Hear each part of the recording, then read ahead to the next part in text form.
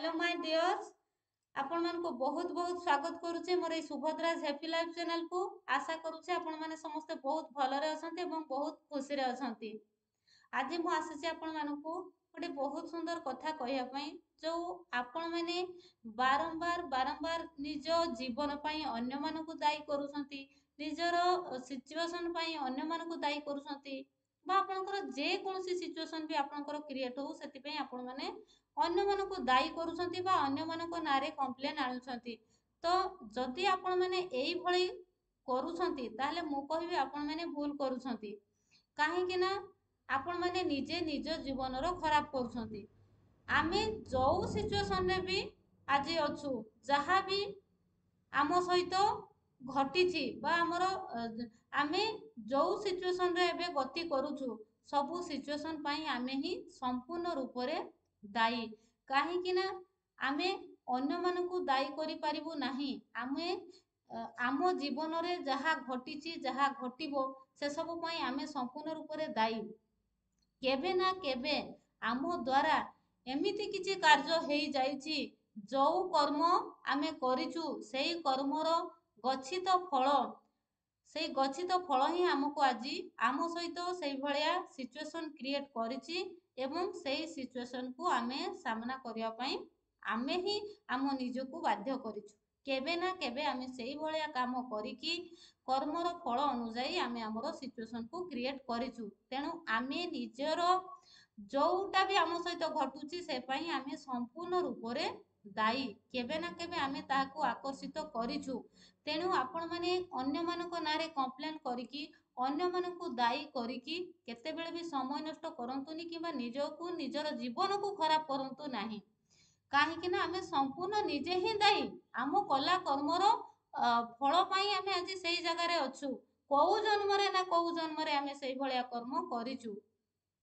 जदि आपण माने सेथिरु मुक्ति पाइबा पई चाहूछंती, जदि आपण मानक सहित बारंबार किछि घटुची बारंबार आपण मानक सहित किछि खराब होउची सरी कट कट कट ताहले आपण माने गोटे उपाय करंतु। छोट उपाय देखिबे उपायटा बहुत छोट किंतु आपण मानक बहुत पॉजिटिव रिजल्ट देबो। बहुत शीघ्र आपनकर लाइफ परिवर्तन हबारे लागिबो एवं आपनको सहित आपनकर सबु बेले पॉजिटिव सिचुएशन क्रिएट होबो एवं पॉजिटिव लोक ही आपनको संस्पर्श रे आसीबे। तो उपायटा कोन करिवे ना प्रत्येक दिन जेतेबेले आपण सोई उठुछंती आपण सोई उठिले एक उठिला परे ही आपण बिछଣା रे बसिकी करि परिबे, नचेत आपण उठिकी खोला आकाश तळ को चली जिवे एवं जेमिति आत्मसमर्पण भाव हेकी परमात्मा परमेश्वर को कहंती कि हे परमात्मा परमेश्वर मते मो लाइफ रे पुणी आपण आउ गोटे नूतन दिन ऐड करिले पुणी मते अमेजिंग एवं सुपर मैजिकल डे मो लाइफ रे ऐड करकी मते जो सरप्राइज देले सेति पई बहुत बहुत धन्यवाद बा जो वरदान मते देले सेति पई बहुत बहुत धन्यवाद। आपण जो प्रत्येक दिन सेही रिचुअल्स करूछंती सेइथिरे आउ गोटे जिनिस ऐड कर देबे कोन ना आपण माने सेही जो खोला आकाश को चाहि कि आत्मसमर्पण होउछंती से आत्मसमर्पण हे सारिला परे आपण निजर हार्ट चक्र को ओपन करिवे एवं हाथ तो आपणकर हार्ट चक्र ऊपर रहिबो एवं आपण कहिवे हे परमात्मा परमेश्वर हे अनंत कोटि ब्रह्मांड आपण को मोर कोटि कोटि प्रणाम कोटि कोटि प्रणाम कोटि कोटि प्रणाम। मोर एई जन्म रे हो किंबा मोर जो जन्म रे भी हो मो जानत रे हो किंबा मो अजाणत रे हो जदि मो द्वारा किछि भूल हे जाइछि बा मो द्वारा जदि कोनोसी भी पवित्र आत्मा को मु कष्ट देइछि बा मु कोनोसी भी पवित्र आत्मार कष्टर कारण हेछि ताहले मोर भूल हे जाइछि। ए सब पाई मु संपूर्ण रूप रे दायी। मु मोर भूल पाई मु 100% रेस्पोंसिबिलिटी एवं 100% दायी। मोर भूल हे जाइछि मते क्षमा कर दियंतु मते क्षमा कर दियंतु मते क्षमा कर दियंतु।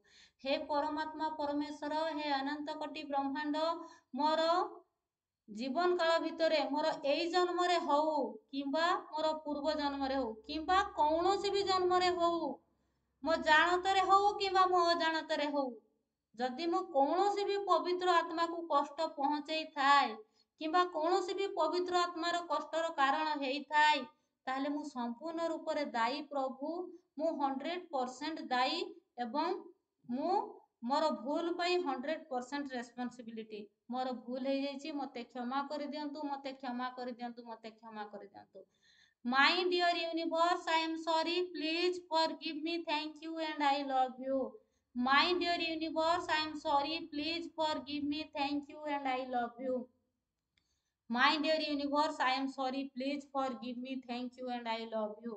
এই जो forgiveness ର prayer, এই ଯୋଉ 4 sentence ବିଶିଷ୍ଟ forgiveness ର prayer ଆପଣ ମାନେ 3 ଥର 5 ଥର 11 ଥର ଆପଣଙ୍କର ସାମର୍ଥ୍ୟ ହିସାବରେ ହାର୍ଟ ଚକ୍ରକୁ ଓପନ କରିକି ଆପଣ ମାନେ ଉଠିଲା ମାତ୍ରେ ବିଛଣାରେ ବସିକି କରିପାରିବେ ନଚେତ୍ ଖୋଲା ଆକାଶ ତଳକୁ ଯାଇକି ମଧ୍ୟ କରିପାରିବେ ଏବଂ ଯେତେବେଳେ ରାତିରେ ଶୋଇବା ପାଇଁ ଯାଉଛନ୍ତି ସେ ରାତିରେ ଶୋଇଲା ବେଳେ ମଧ୍ୟ ବିଛଣାରେ ବସିକି କରିକି ଆପଣ ଏଇ ଫରଗିଭନେସ୍ ର ପ୍ରେୟାର କୁ ଆପଣ ମାନେ କରିବେ ଫିଲିଂସ୍ ର ସହକାରେ କରିବେ ନାଇଁ ଯେ କରିଦେଲି ମୋର କରିବା ଦରକାର ନାହିଁ ଆପଣଙ୍କ ଭିତରେ ସେଇ ରିଏଲାଇଜ ଗୁଣକୁ ଜାଗୃତ କରାଇବା ଦରକାର ଯେ ଆପଣ ଅନୁତପ୍ତ ଅଛନ୍ତି ନିଜର ପୂର୍ବ ଜନ୍ମର କର୍ମ କିମ୍ବା ଏଇ ଜନ୍ମର କର୍ମ କିମ୍ବା ଜାଣତର କର୍ମ ହଉ କି ଅଜାଣତର କର୍ମ ପାଇଁ ଆପଣ ନିଜକୁ ଦାୟୀ କରୁଛନ୍ତି ନିଜ ଭିତରେ ସେଇ ଯୋଉ ଅନୁତାପର ଭାବନା ସେଇ ଯୋଉ ରିଏଲାଇଜ ର ଭାବନାକୁ ଜାଗୃତ କରିବେ ଏବଂ ଭାବନାର ସହକାରେ ଆପଣ ଭଗବାନଙ୍କୁ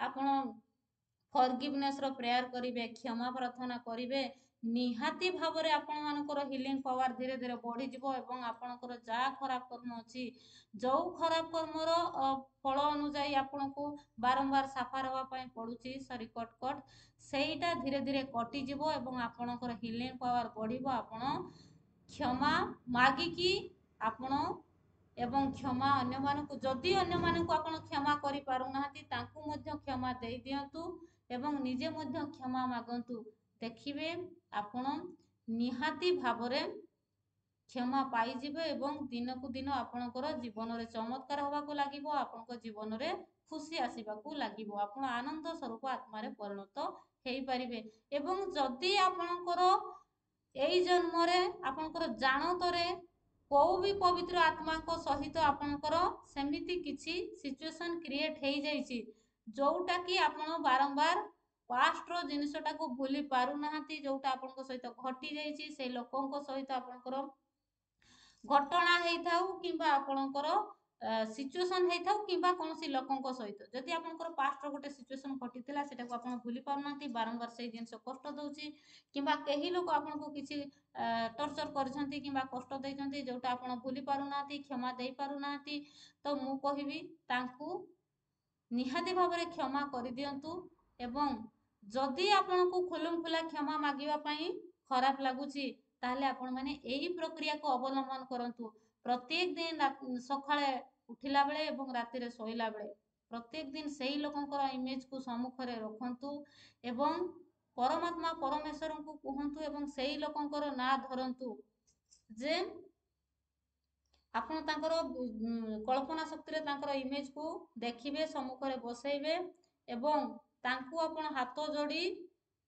କ୍ଷମା ପ୍ରାର୍ଥନା କରୁଛନ୍ତି ବୋଲି କଳ୍ପନା ଶକ୍ତିରେ ଦେଖିବେ ତାଙ୍କ ନାଁ ଧରିବେ ଏବଂ କହିବେ ହେ ପରମାତ୍ମା ପରମେଶ୍ୱର ହେ ଅନନ୍ତ କୋଟି ବ୍ରହ୍ମାଣ୍ଡ ଆପଣଙ୍କର ପ୍ରିୟ ସନ୍ତାନ ଯାହା ନାଁ ଆପଣ ତାଙ୍କର ନାଁ କହିବେ ଦେଇକି କହିବେ କି ମୁଁ ମୋର ଭୁଲ ହେଇଯାଇଛି ଆପଣଙ୍କ ସହିତ ଯାହା ବି ମୋର ଅତୀତରେ ଘଟିଛି ସେ ପାଇଁ ମୁଁ ସମ୍ପୂର୍ଣ୍ଣ ରୂପରେ ଦାୟୀ ନିଜକୁ ଦାୟୀ କରିବେ ସେ ତାଙ୍କ ନାଁ ଧରିବେ ପ୍ରଥମେ ପରମାତ୍ମା ପରମେଶ୍ୱରଙ୍କର ପ୍ରିୟ ସନ୍ତାନ ବୋଲି ତାଙ୍କୁ ବି କହିବେ ନିଜେ ବି ନିଜକୁ ବି କହିବେ ଏବଂ ତାପରେ କହିବେ କି ସେଇ ଲୋକଙ୍କ ନାଁ ଧରିବେ ଯେ ଆପଣଙ୍କ ସହିତ ଅତୀତରେ ଯାହା ବି ହେଇଯାଇଛି ସେଥିପାଇଁ ମୁଁ ସମ୍ପୂର୍ଣ୍ଣ ରୂପରେ ଦାୟୀ ମୋର ଭୁଲ ହେଇଯାଇଛି ମୋତେ କ୍ଷମା କରିଦିଅନ୍ତୁ ମୋତେ କ୍ଷମା କରିଦିଅନ୍ତୁ ମୋତେ କ୍ଷମା କରିଦିଅନ୍ତୁ ମାଇ ଡିଅର ବେଷ୍ଟ ଫ୍ରେଣ୍ଡ କିମ୍ବା ଆପଣଙ୍କର ଯାହା ବି ରିଲେସନରେ ହେଇଥିବେ ସେଇ ରିଲେସନ ନହେଲେ ଆପଣ ତାଙ୍କ ନାଁକୁ କହିବେ ହେ ମୋର ପ୍ରିୟର ସେଇ ନାଁ ଯେ ମୋର ଭୁଲ ହେଇଯାଇଛି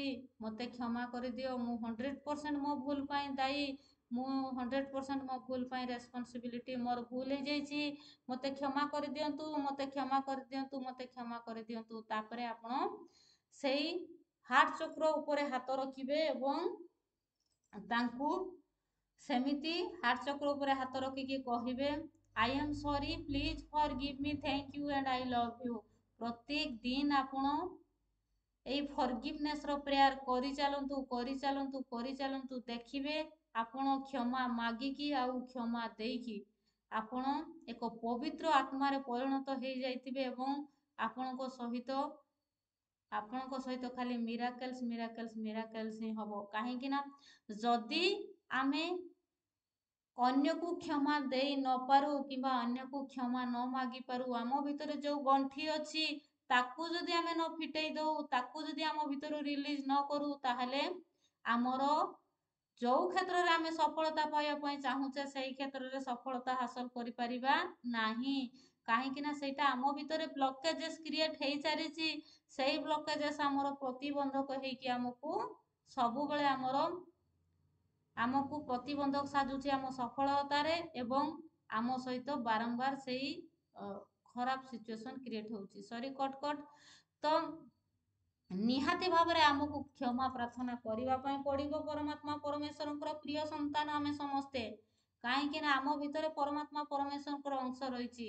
ଆମେ ଯଦି କାହାକୁ ହିଂସା ଈର୍ଷା କରିକି କାହା ସହିତ ଗଣ୍ଠି ରଖିବା, ତାହେଲେ ଆମେ ସ୍ୱୟଂ ପରମାତ୍ମା ପରମେଶ୍ୱରଙ୍କ ସହିତ ଆମେ ଗଣ୍ଠି ରଖିଲୁ ବୋଲି ଆପଣମାନେ ଭାବି ନିଅନ୍ତୁ। ତେଣୁ ଆପଣଙ୍କୁ ନିହାତି ଯଦି ସଫଳତା ପାଇବା ପାଇଁ ଆପଣ ଭାବୁଛନ୍ତି ସଫଳତାର ରାସ୍ତା ମୋତେ ଖୋଲୁନାହିଁ, ମୁଁ ଅଳ୍ପକେ ବର୍ତ୍ତି ଯାଉଛି, ତାହେଲେ ନିହାତି ଭାବରେ ଏଇ କାମକୁ କରିକି ହିଁ ରୁହନ୍ତୁ।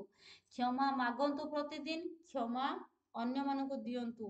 ଯଦି ଆପଣ ତାଙ୍କୁ ଭାବୁଛନ୍ତି ମୋତେ କ୍ଷମା ମାଗିଦେଲେ କିମ୍ବା ତାଙ୍କୁ କହିଲେ ମୋତେ ଛୋଟ ସେ ଫିଲ୍ କରିବେ, ମୁଁ ତାଙ୍କ ତୁଳନାରେ ଛୋଟ ହେଇଯିବି, ତାହେଲେ ଆପଣ ପ୍ରତିଦିନ ଲଭ୍ର ଭାଇବ୍ରେସନ୍ ଦେଇକି ନିଜର ହାର୍ଟ ଚକ୍ରକୁ ଓପନ୍ କରିକି ହାର୍ଟ ଚକ୍ର ଉପରେ ହାତ ରଖିକି ପ୍ରତ୍ୟେକ ଦିନ ତାଙ୍କୁ କ୍ଷମା ପ୍ରଦାନ କରନ୍ତୁ ଏବଂ ପ୍ରତ୍ୟେକ ଦିନ ପରମାତ୍ମା ପରମେଶ୍ୱରଙ୍କୁ କ୍ଷମା ନିଜେ ମାଗନ୍ତୁ ଏବଂ ଅନ୍ୟମାନଙ୍କୁ କ୍ଷମା ଦବା ଶିଖନ୍ତୁ।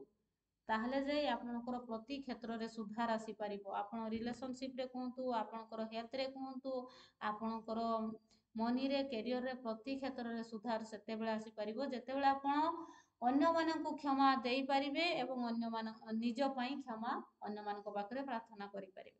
ନିହାତି ଭାବରେ ଆପଣମାନଙ୍କ ସହିତ ପଜିଟିଭ ହବ। ଭିଡ଼ିଓ ଭଲ ଲାଗିଥିଲେ ନିହାତି ଭାବରେ ଆପଣମାନଙ୍କର ବହୁମୂଲ୍ୟ ମତାମତ ଜଣାଇବେ। ତ ଥ୍ୟାଙ୍କ ୟୁ ସୋ ମଚ୍। ଯଦି ଆପଣମାନେ ନିଜେ କରିପାରୁନାହାନ୍ତି ତାହେଲେ ମୋର 3 PM ରେ ଯେଉଁ ଅପରାହ୍ନରେ ଯେଉଁ ମୋର ଲାଇଭ୍ କ୍ଲାସ୍ ହେଉଛି ସେଇ ଲାଇଭ୍ କ୍ଲାସ୍ରେ ଜଏନ୍ କରନ୍ତୁ। ସମସ୍ତେ ମୋଠୁ ଯେଉଁମାନେ ମୋ ଲାଇଭ୍ କ୍ଲାସ୍ରେ ଜଏନ୍ କରୁଛନ୍ତି ତାଙ୍କୁ ମୁଁ ପ୍ରତ୍ୟେକ ଦିନ ଫରଗିଭନେସ୍ର ପ୍ରେୟାର ବା ହିଲିଂ ପ୍ରେୟାର ମୁଁ ତାଙ୍କୁ 108 ଥର ମୋ ସହିତ ସେମାନେ କରୁଛନ୍ତି। ତ ଥ୍ୟାଙ୍କ ୟୁ ସୋ ମଚ୍। ବହୁତ ବହୁତ ଧନ୍ୟବାଦ। ଭିଡ଼ିଓ ଭଲ ଲାଗିଲା ଆପଣମାନଙ୍କର ବହୁମୂଲ୍ୟ ମତାମତକୁ ରଖିବେ।